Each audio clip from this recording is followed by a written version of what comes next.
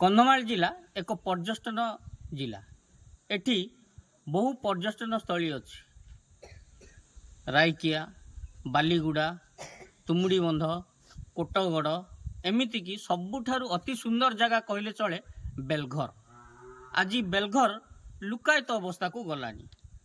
କାରଣ ହେଲା ଯେ ଆମ ଲୋକଙ୍କର ଆଉ ଆମମାନଙ୍କର ଚେଷ୍ଟା ଅଭାବରୁ ଏହା ଆଜି ଲୁକାୟିତ ଅବସ୍ଥାକୁ ଗଲାଣି। ପୂର୍ବରୁ କାଠବଙ୍ଗଳା ଥିଲା। କାଠବଙ୍ଗଳା ନାଁ ଶୁଣି ସମସ୍ତେ ଏଠିକୁ ଆସୁଥିଲେ, କାଠବଙ୍ଗଳାରେ ରହୁଥିଲେ। କାଠବଙ୍ଗଳା ଏମିତି ଏକ ଜାଗା ଯାହାକି ଖରାଦିନେ ଭିତରକୁ ଗଲେ ଆପଣଙ୍କର ଏସିରେ ଥିଲା ପରିକା ଲାଗିବ ଏବଂ ଶୀତଦିନେ ଗଲେ ଆପଣଙ୍କୁ ରୁମ୍ ହିଟର ଥିଲା ପରିକା ଲାଗିବ, କିନ୍ତୁ ସମ୍ପୂର୍ଣ୍ଣ ରୂପେ ତାହା କାଠରେ ହିଁ ତିଆରି। କିନ୍ତୁ ଆଜି ମଧ୍ୟ ଠିକ୍ ସେହିପରି ଏକ ଜାଗା ତିଆରି ହୋଇଛି ଇକୋ କଟେଜ, ଯେଉଁଟାକି କେକେଡିଏ ଦ୍ୱାରା ତିଆରି ହେଇଛି ସତ, ହସ୍ତାନ୍ତର ହୋଇନାହିଁ, କିନ୍ତୁ ଆଶା କରୁଛୁ ଅତି ଶୀଘ୍ର ହସ୍ତାନ୍ତରିତ ହେବ। କିନ୍ତୁ ୟାର ପାଖାପାଖି ପର୍ଯ୍ୟଟନ ସ୍ଥଳ ଯଦି କହିବା, ଡିମ୍ବୁଲି ଅଛି, ଆଉ ୱାଟରଫଲ୍ ଗୁଡ଼ାକ ଅଛି। ଆଉ ଡିମ୍ବୁଲି ବିଷୟରେ ଯଦି ଜାଣିବା ପାଇଁ ବୋଲି କହିଲେ ଆମର ସ୍ଥାନୀୟ ଭାଇ ଜଣେ ଅଛନ୍ତି। ଭାଇ କ'ଣ କହିବେ, ଆପଣଙ୍କ ନାଁ କ'ଣ? ମୋ ନାଁ ହେଉଛି ନରେନ୍ଦ୍ର ମାଝୀ, ଆଉ ମୁଁ ବେଲଘର ବାସିନ୍ଦା। ଏଠି କହୁଛନ୍ତି ଡିମ୍ବୁଲି ବୋଲି ଗୋଟେ ଜାଗା ଅଛି, ଯେ ସେ ଡିମ୍ବୁଲିଟା ଆକ୍ଚୁଆଲି କ'ଣ, ସେ ଜାଗାଟା କ'ଣ ଆଉ କେମିତି ସେଇଟା ଦେଖିବା ପାଇଁ? ଏ ଡିମ୍ବୁଲି ହେଉଛି ଗୋଟେ ପାହାଡ଼। ପାହାଡ଼ ତ ଆମେ ଜାଣିଛୁ ପାହାଡ଼ ଉଚ୍ଚ ହେଇକି ଏମିତି ହେଇକି ରୁହେ, କିନ୍ତୁ ଆମ ଡିମ୍ବୁଲିଟା ପାହାଡ଼ ଚଢ଼ିଲା ପରେ ଟପ୍ ଯେଉଁଟା ଅଛି ସେଠି ସମ୍ପୂର୍ଣ୍ଣ ଭାବରେ ପ୍ଲେନ୍। ଆପଣ ଯୁଆଡ଼େ ଦେଖିବେ ଉପରକୁ ପହଞ୍ଚିଲେ ଗୋଟେ ସମୁଦ୍ରରେ ପହଁରୁଛି ସେଇଭଳିଆ ଜାଗାଟା ହେଉଛି ଡିମ୍ବୁଲି।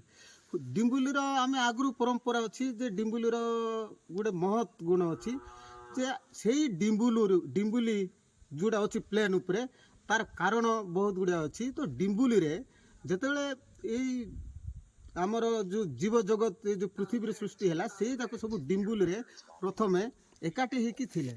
ଯାହାରି ଫଳରେ ସେଇ ଯେଉଁ ଆମର ଜନଜୀବନ ବା ଜୀବ ଜଗତ ସେଠି ଯେମିତିକି ରହିପାରିବେ, ସେଥିପାଇଁ ତାଙ୍କୁ ଯେତିକି ଜାଗା ଆବଶ୍ୟକତା, ସେଥିପାଇଁ ସେଇ ପାହାଡ଼ଟା ସେଇଭଳି ଭାବରେ ମାନେ ବିରାଟ ହଜାର ହଜାର ଏକର ସେଇଠି ଉପରେ ପ୍ଲେନ୍ ଅଛି।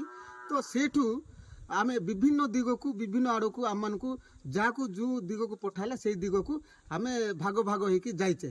ତ ସେଇ ସ୍ଥାନର ନାଁ ହେଉଛି ଡିମ୍ବୁଲି। ତେଣୁ ସେଇ ଡିମ୍ବୁଲିକୁ ଆମେ ପର୍ଯ୍ୟଟନ ସ୍ଥଳୀ ବି କହିପାରିବା, ଆଉ ସେଇଟା ଆମର ଇଷ୍ଟ ଦେବୀର ମାନ୍ୟତା ବି ଦିଆଯାଇପାରେ। ଯେହେତୁ ସେ ଆମମାନଙ୍କୁ ଯେ ଜନ୍ମ କାଳରୁ ଆମକୁ ପ୍ରଥମେ ଏଇ ଭୂପୃଷ୍ଠରେ ଯେତେବେଳେ ଜନ୍ମ ହେଲୁ ସେଇ ସମୟରେ ସେ ଆମକୁ ଆକଟ କରିକି ଗୋଟେ ଜାଗାରେ ରଖିଥିଲା, ଏଇ ଯେଉଁ ଜୀବଜଗତ ପ୍ରାଣୀକୁ। ତେଣୁ ସେ ଗୋଟେ ଡିମ୍ବୁଲି ମା ବୋଲି ବି କୁହାଯାଏ। ତ ତେଣୁ ଆମେ ଏଇ ଅଞ୍ଚଳ ନାହିଁ, ଆମ କନ୍ଧମାଳ ଜିଲ୍ଲାକୁ ଧରିକି ବିଭିନ୍ନ 18ଟା ଡିଷ୍ଟ୍ରିକ୍ଟର ଲୋକ ଆମେ ପ୍ରତ୍ୟେକ ବର୍ଷ ଫେବୃଆରୀ 18, 17 କିମ୍ବା ଏ ବର୍ଷ ଆମେ ଘୁଞ୍ଚେଇଛୁ 23-24 ଡିମ୍ବୁଲି ମହୋତ୍ସବ କରାଯାଏ। ତ ଏଠି ଆମର ଏ ବର୍ଷ ପୁଣି ଗୋଟେ ଆମର ନୂଆ ଖବରଟେ ହେଇଛି, ଆମର 2ଟା ଷ୍ଟେଟ୍ ମଧ୍ୟ ଯୋଡ଼ି ହେବେ ଏଇ ଡିମ୍ବୁଲି ମହୋତ୍ସବରେ। ତେଣୁ ଏ ବର୍ଷ ଆମେ ଫେବୃଆରୀ 23, 24, 25 ରଖିଛୁ। ତେଣୁ ଯେଉଁମାନେ ଏଇ ନ୍ୟୁଜ୍ ଦେଖିକି ଡିମ୍ବୁଲି ଦେଖିବାକୁ ଚାହିଁବେ, ଆଉ ବିଭିନ୍ନ ସ୍ଥାନରେ ଡିମ୍ବୁଲି ପୂଜା ପାଉଛି କିନ୍ତୁ ଜାଣିନାହାନ୍ତି ଡିମ୍ବୁଲି ଅଛି କି ନାହିଁ ଆଉ ଡିମ୍ବୁଲି କ'ଣ। ଆଉ ମୁଁ ଏତିକି କହିବି, ଡିମ୍ବୁଲିରେ ଆପଣ ବିଭିନ୍ନ ପ୍ରକାର ଜିନିଷ ଦେଖିପାରିବେ। ସେଇଠି ଗୋଟେ ମହତ୍ୱପୂର୍ଣ୍ଣ ଝରଣା ଗୋଟେ ଅଛି। ସେଇ ଝରଣାର ମହତ୍ୱ ହେଉଛି ଆମର ଯେତେ ବି ବର୍ଷା ହେଉ କି ଝଡ଼ି ହେଉ ସେଇଠି ସେ କେବେ ଗୁଳିଆ ହୁଏ ନାହିଁ, ଆଉ ସେ ସମ୍ପୂର୍ଣ୍ଣ ସ୍ୱଚ୍ଛତା। ଆଉ ତାର ମହତ୍ୱ ଆଉ ଗୋଟେ ଗୁଣ ହେଉଛି, ଆପଣଙ୍କର ଅଞ୍ଚଳରେ ଯଦି ପାଣି ଶୁଖୁଥାଏ ତ ସେଇ ଝରଣାର ପାଣି ଗୋଟେ ବୋଟଲ ନେଇକି ଆପଣଙ୍କର ଝରଣାରେ ପକାଇବେ କିମ୍ବା କୂଅରେ ପକାଇବେ, କିନ୍ତୁ ସେଇଠୁ 2 ବୋଟଲ ଆପଣ ଫେରାଇବେ। ଯେହେତୁ ତାଙ୍କର ଧାର ନେଉଛନ୍ତି, ତେଣୁ ଆମେ ଯେମିତି ଧାର ନେଲେ ଇଣ୍ଟରେଷ୍ଟ ଦେଉଛୁ, ସେଇଭଳିଆ ତା ବଦଳ 2 ବୋତଲ ଯଦି ଦେଇଦେବେ ପକାଇବେ, ତ ସେଇଟା କେବେ ହେଲେ ଜୀବନରେ ଶୁଖିବ ନାହିଁ। ଏଇଟା ଆମେ ବି ନିଜେ ଅନୁଭବ କରିଛୁ। ଆମେ ଗୋଟେ ଆମର ଯେତେବେଳେ ପାଣିର ସୁବିଧା ନଥିଲା ସେଇ ସମୟରେ ଆମର ଅଜାମାନେ କୁହନ୍ତି ଏମିତି ଗୋଟେ ଚୁଆ ଖୋଳିକି ସେ ଶୁଖିଯାଏ ଖରାବେଳେ, ତ ସେଇଟା ପାଣି ଆଣିକି ଯେତେବେଳେ ପକାଇଲେ ଏବେ ବି ସେ ପାଣି ଯେତିକି ଥିଲା ସେତିକି ଆଉ ଶୁଖିବାର ନାହିଁ। ଏଇଭଳିଆ ବିଭିନ୍ନ ଅଛି। ଆଉ ଆମେମାନେ ଏଇ ଜଙ୍ଗଲରେ ଥାଇକି ଯେଉଁ ଟାଉନମାନଙ୍କୁ ଗଲେ ପ୍ଲାଷ୍ଟିକ ଗଛ ଭଳିଆଟା ଆମେ ଦେଖୁଛୁ ବିଭିନ୍ନ ପାର୍କରେ, ସେଇ ଗଛ ଯାକ ମଧ୍ୟ ଆପଣମାନେ ଡିମ୍ବୁଲିରେ ଦେଖିପାରିବେ।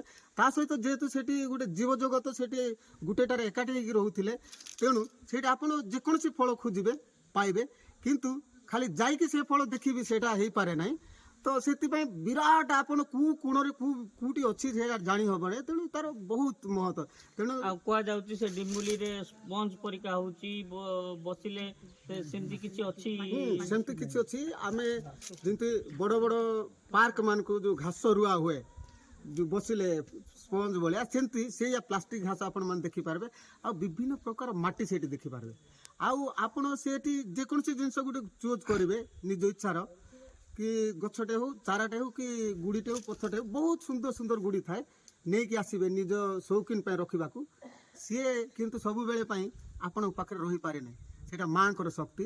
ଆପଣ ଯେକୌଣସି ଜାଗାରେ ରଖନ୍ତୁ, ତାର ଯେତିକି ଦିନ ଆପଣଙ୍କ ପାଖରେ ରହିବା କଥା ସେତିକି ଦିନ ରହିବ, ତାପରେ ସେ ତା ସେ ଚାଲିଯିବ, ଆଉ ସେଇଟା ଆପଣ ପାଇବେ ନାହିଁ। ଏଇଭଳିଆ ଡିମ୍ବୁଲି ମାଙ୍କର ବହୁତ କିଛି ଶକ୍ତି ଅଛି। ଆଉ ଏଇ ଏତେ ବଢିଆ ଜିନିଷ ଅଛି ଯେ ଡିମ୍ବୁଲି ପରିକା ଜାଗା ଯୋଉଠି କି ଜୀବଜଗତ ସୃଷ୍ଟି ହେଇଥିଲା, ସବୁ କିଛି ଅଛି। ଯେ ଆଜି ଯାଏ ଲୁକାୟିତ ଅବସ୍ଥାରେ କାହିଁକି ଅଛି? ଦେଖନ୍ତୁ, ଲୁକାୟିତ ଅବସ୍ଥାରେ ରହିବା କାରଣ ହେଉଛି ଯେହେତୁ ଏଠି ଯୋଉ ରାସ୍ତାଘାଟରୁ ଆଉ ଏଇ ଅଞ୍ଚଳକୁ ଦେଖିଲା ସମୟରେ ୟାକୁ ଲୋକଲୋଚନକୁ ଆଣିବା ପାଇଁ ମାଧ୍ୟମ ଆମ ପାଖରେ ପହଞ୍ଚି ପାରୁନଥିଲା। ତ ସେଇଥିପାଇଁ ଏବେ ଧୀରେ ଧୀରେ ଯୋଉ ମାଧ୍ୟମ ପହଞ୍ଚୁଛି, ଆମେ ଡିମ୍ବୁଲକୁ ହାଇଲାଇଟ୍ କରିବୁ ଯେ ଯେମିତି ପର୍ଯ୍ୟଟନ ସ୍ଥଳୀ ହେବ କି ଦର୍ଶନୀୟ ସ୍ଥଳୀ ହେବ, ସେଥିପାଇଁ ଆମର ପ୍ରୟାସ ଜାରି ରହିଛି। ତ ସେଥିପାଇଁ ଆମେ 4 ବର୍ଷ ହେଲାଣି ଡିମ୍ବୁଲି ମହୋତ୍ସବ କରି ଆସୁଛୁ, ଆଉ ଏଇ ବର୍ଷ ମଧ୍ୟ ହେବ। ତ ତେଣୁ ଧୀରେ ଧୀରେ ସବୁ ଯେତିକି ଆମର ଆଦିବାସୀ ଅଛନ୍ତି, ସବୁ ଷ୍ଟେଟ୍ର ଲୋକ ଯୋଡ଼ିବାକୁ ବି ଚାହୁଁଛନ୍ତି। ତ ଧୀରେ ଧୀରେ ଯୋଡ଼ିବେ, ଆମେ ଲୋକ ଲୋଚନକୁ ଆଣିବାକୁ ଚେଷ୍ଟା କରୁଛୁ, ପ୍ରୟାସ ବି ଜାରି ରଖିଛୁ। କେମିତି ଆଗକୁ ଏହା ଆମର ସମ୍ପୂର୍ଣ୍ଣ ଭାବରେ ଏଇ ଆମ ଭାରତରେ ମାନେ ମହାନ ଦର୍ଶନୀୟ ସ୍ଥାନ ହେବ, ତାର ବି ଲକ୍ଷ୍ୟ ନେଇକି ଆମେ ଏଇ ଯୋଜନା ଯାକ ପ୍ରସ୍ତୁତ କରିକି ଆସୁଛୁ। ଯେମିତିକି ଆମର ସ୍ଥାନୀୟ ଭାଇଠୁ ଶୁଣୁଥିଲେ, ଡିମ୍ବୁଲି ବୋଲି ଜାଗା ଅଛି ଯୋଉଠିକି ଜୀବଜଗତ ସୃଷ୍ଟି ହେଇଥିଲା ବୋଲି ମାନ୍ୟତା କରୁଛନ୍ତି।